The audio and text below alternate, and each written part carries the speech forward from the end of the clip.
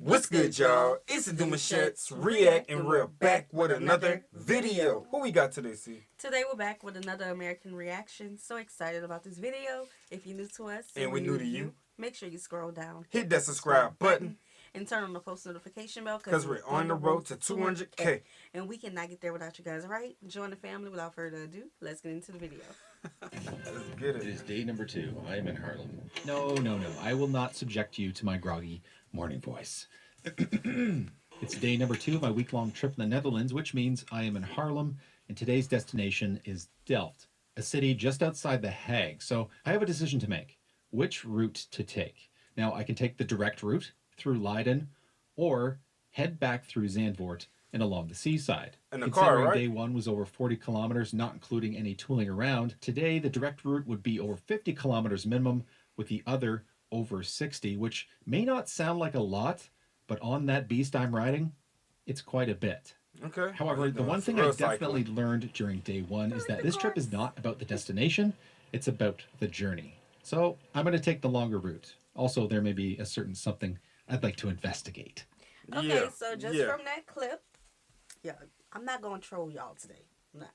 But just from that clip, it seems like cars are restricted right there. Because what are the rules with the bikes? Well, do the bikes have to go both ways, or they're able to? Are they treated like cars? Yeah. With the red light signaling and... Yeah. I want to show you what I'm talking about. You see this? Yes. So, do the bikes have to follow the rules like the cars have to follow? Well, personally looking at it, it looks like those handlebars going to tap each other as they, as they crossing that. It's a little narrow. It may not be a lot of traffic.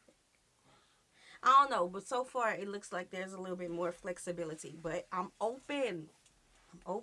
I just love how you guys still have it separated with the cars, and then the bikes have literally their own street. Safe. Let's get it. However, the one thing I definitely learned during day 1 is that this trip is not about the destination, it's about the journey. So I'm going to take the longer route. Also, there may be a certain something I'd like to investigate. So after grabbing a frikandel brugge and a Red Bull, I took off on my steed and was met with a cool breeze from the sea under an overcast sky. I retraced my path back out of Harlem towards Zandvoort and through the national park to reach the real money shot of this video. Oh, the music.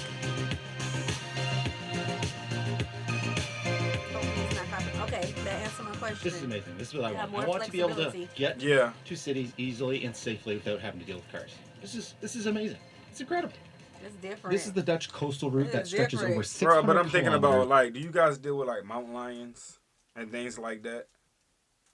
So for cars, we have to watch out for deers. What do they have to watch out for bikes? Now, that's a really good question, because things can pop out faster on a bike than it can in a vehicle.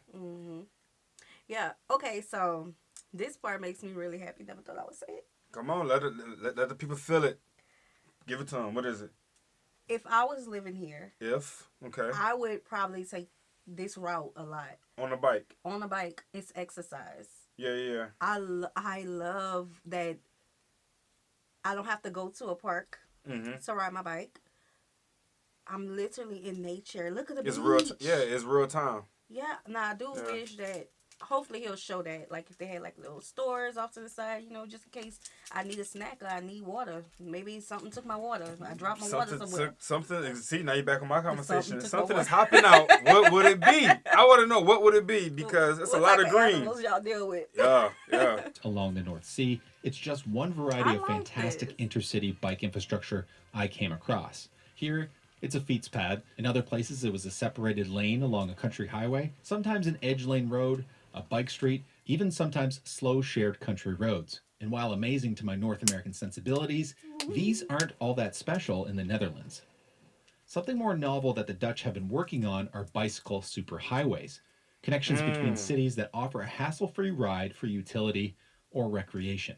One such highway is the Rijnwal Pad, an 18-kilometer-long route between Arnhem and Nijmegen. The goal of this highway and others like it was to reduce car congestion on the roads between the cities. Because while driving in the Netherlands is very good, traffic congestion is still a very real problem, especially during rush hour.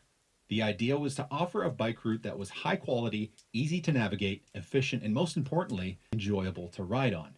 This is achieved by building these routes away from car traffic and optimizing for flow. In fact, there are no traffic lights on the Rhine-Wall pad. Major roads are crossed by bridges and tunnels, and minor street traffic typically gives way to cyclists. While these bike highways may not be faster than driving or taking transit in many cases, they do offer a stress-free way to commute that is attractive to many. So it sounds like they treat the bikers as day-to-day pedestrians. People just walking past, and they allow the bikes to go first than the cars. That's what it's giving. Oh, definitely. Yeah. So the bikes have more control of the street than the vehicles. Yeah, I can see what's happening here. I think they selling me on this video. Whoa. I think so. And I say that just because of me. Come on, man. Like working out. Talk about it. Not me. I still want my car. Nah, you said they selling it to you. Yeah. No, because of how it connects. Like, just seeing the distance, I like that. But in the city... But you see what you're saying makes sense. But let's really look at the picture here. You saying that on one side of it, I got to stick with the car. Yes. Y'all know the conversations. Y'all have this. To where I want to go. Y'all have this huge disagreement back and forth with my children. But now she's up here talking about y'all selling me on the bike culture because of the exercising benefits. Right. But they can also overplay into your day-to-day lifestyles as well. As in, you know what? Day-to-day, I'm going to go work out and I'm going to go pick up some groceries at the same time. Now I'm killing two birds with one stone. Pushing it. I'm going to go work out, pick up some groceries, and bring my kids to the park. Yeah, now you got a lifestyle of cycling. No, to get away. To get away. Not to go to grocery stores. I still want my car for the grocery store. I buy in bulk. So you want to use the bike to get away from us? No, y'all gonna be with me. Who I don't want to ride. On your own. You gonna stay in the car? No, I'm not saying it like that. I'm just like, if I don't want to go, like, I would love for you to just have that. I'm saying, I like that the option is there. The nature part of it. I like the nature. See, this look like more of in the city. I'm talking about the nature part. Like, I would use it for mental health and exercise. I can respect that. Not every day. So it will be like my weekend. You know? Yeah. Yes, nature. Get away from the city. I like that. Yeah. The Rhine-Wall pad became an instant success after opening in 2015, with improvements still being made to this day. Not a roundabout. And it's just a small portion of the 750 kilometers of superhighways in the Netherlands, with the continued success spurring plans to add another 1,400 kilometers by the end of the decade. Now, the coastal route I took was not a superhighway, but it did share key characteristics: away from cars and uninterrupted. This is the only stop I remember seeing until reaching The Hague. So the path went from pavement to pavers and now to gravel. And this is what I expected the entire trail to be like, because this is what you'd find in North America. For example, the Chrysler Greenway in Essex County outside Windsor, Ontario. I should make a video on that. There are intercity paths in many countries around the world, including the US and Canada, but more often than not, those are rails to trails conversions, which certainly work as decent intercity bike paths, but they are built with recreation in mind instead of utility, typically don't prioritize cyclists at intersections, and probably the most important thing is that when you reach your destination, you are unlikely to be welcomed by a safe and well-connected cycling network. There it is. You feel it? You feel it? And we just entered South Netherlands. You hear him, huh? Actually, South Holland. He's breathing hard, though. Of this specific trip. But can we just take a moment to appreciate the relatively untouched coast? Because, you know, in North America, we would have slapped down a 12-lane motorway here. Instead, yeah, we sure would have. It would have been vroom vrooming up and down, back and forth. But to ride a bike for that stretch, you really have to be like a cyclist. You have to be in shape for these type of bike rides. I remember this one time. My older cousin, she took me and her kids around the city riding bikes. When we got back home, our legs were noodles. Yeah. That's your exercise for real. But that is a long stretch. A bicycle highway is crazy. Yeah. That's crazy. I don't know, y'all. Like, if we had that here, I would participate in the bike culture. Yeah. But our bike culture now, like, our children have bikes. It's at the park or in the parking lot. It's not. I would not put my children on the road with the bike when they're older. But their ages now, no. Along the coastal path, I passed through lovely seaside towns, a beach resort, a buttload of sand dunes, and something a bit more ominous. Okay, so I've arrived at one of the reasons why I decided to come this way instead of the other way through Leiden, which is a piece of history. And if you're at all interested in history, you should likely intuit what this might be. And what this is remnants of the defense network called the Atlantic Wall. And this particular location, I don't know if it's a bunker, I don't know if there was some structure on top of it, but all that's left now is the concrete with the I-beam sticking out. They look, I don't know if they were sheared or what, but it's like a semicircle, and there's like 2 layers of it. So there wasn't much to see there. There is a museum in a town nearby, in Ludwig. It's an Atlantic Wall Museum, but it's only open on the weekends, it seems, so I'm not going to be able to make it that. But there are other bunkers to see. Oh, look, there's another piece of the wall right there. Must have been a big structure. You can barely see it, though. It's well, on our way to the next one, I might as well tell you about what happened after the occupation of the Nazis in the Netherlands. There was a saying that became very popular, and it was a way to express disdain for the German people. And it was, "Give me back my bicycle." At first it was a real disdain, but then it became a tongue-in-cheek saying, and now, as far as I know, isn't really used that much. But when I see my German friends, I'll be sure to use it when we get to Amsterdam. I was disappointed to find that the museum was indeed closed, but I was still able to spot other derelict coastal fortifications. And after all, this wasn't my first time visiting a piece of the Atlantic Wall. I had toured the coast of Normandy many years earlier. However, I had a family connection to this place, as my grandfather, Earl Bodwin, served in the Black Watch Royal Highland Regiment of Canada and fought in the Netherlands.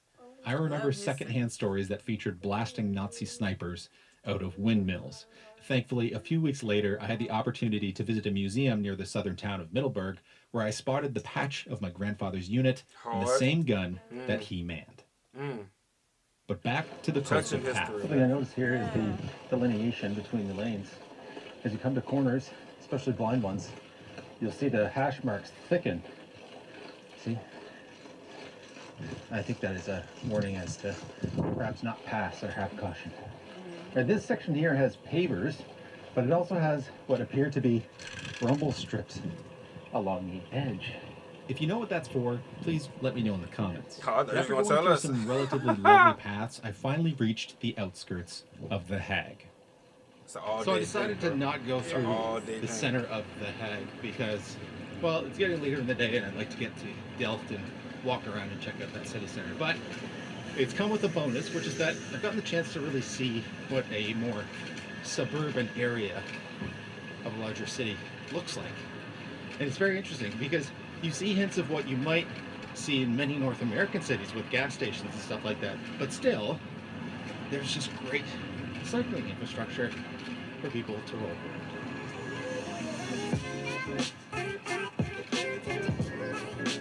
All right, so far everything about this experience is really interesting. I'm still like kind of on a setback a little bit with the whole length of how long that superhighway is for bikes. Yeah. Because at some point I'm asking myself, what do you need to bring on a regular day when you get on your bike? Deodorant, bottled water, a bag. You know what I'm saying? It's like you got to carry luggage. Yeah. For the most part. So. See, that's why I say I wouldn't do it for like everyday use. It would be like weekend. Yeah, I could see myself interacting and having that type of experience, but like as a lifestyle, I wouldn't do it. Yeah, I don't know if I get too lost in it. I don't know. I really think that this video sold me with the highway. Mm-hmm. Not everyday use. That's why I'm like, I'm gonna just get the car, y'all. See?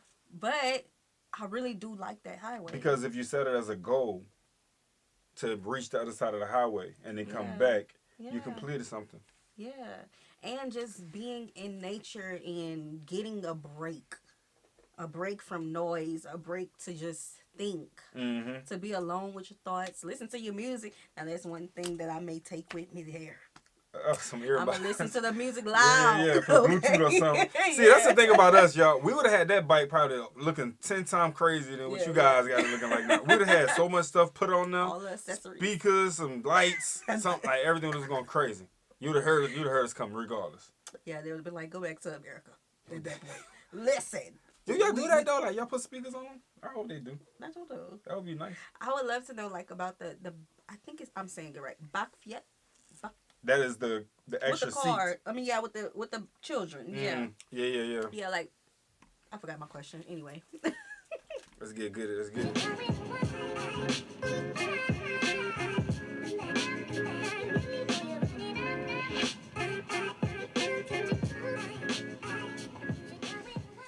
So just as I'm going through an underpass, a big-ass American Dodge Ram truck comes flying through, guns it, unbelievably loud.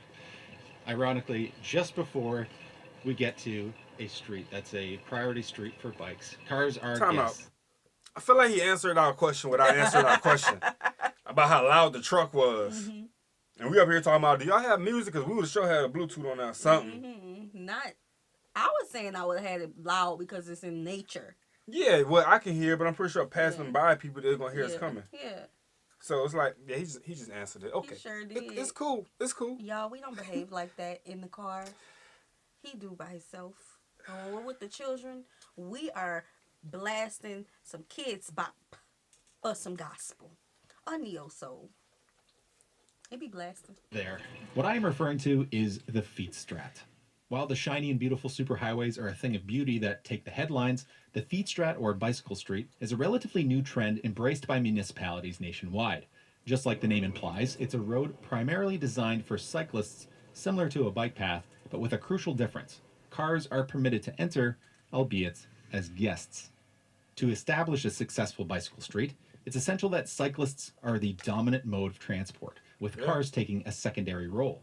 The design and signage clearly signaling to motorists that they are visitors in the space and must yield to cyclists. Currently, bicycle streets are mostly found in residential areas, serving as key routes for cyclists, but can also be found in more rural areas. And while I love those highways and beautiful separated lanes, bike streets and similar infrastructure are the things we should be striving to make a reality right now in North America. It's the low-hanging fruit to kickstart a safe cycling network. This Fietsstraat took me the rest of the way to Delft, a city of over 100,000 people sandwiched between The Hague and Rotterdam. Its canals, similar to many Dutch cities, are flanked by lovely homes and shops and host tranquil scenes that honestly made me regret only booking one night here. I really did love it. Naturally, my favorite part was the market square. Not only has it been an important piece of history and growth of Delft, it's still a place where people gather and vendors sell their wares. I even took a chance to snag a staple Dutch snack. When the square clears, you get a good view of the church and town hall that dominate the space on either end.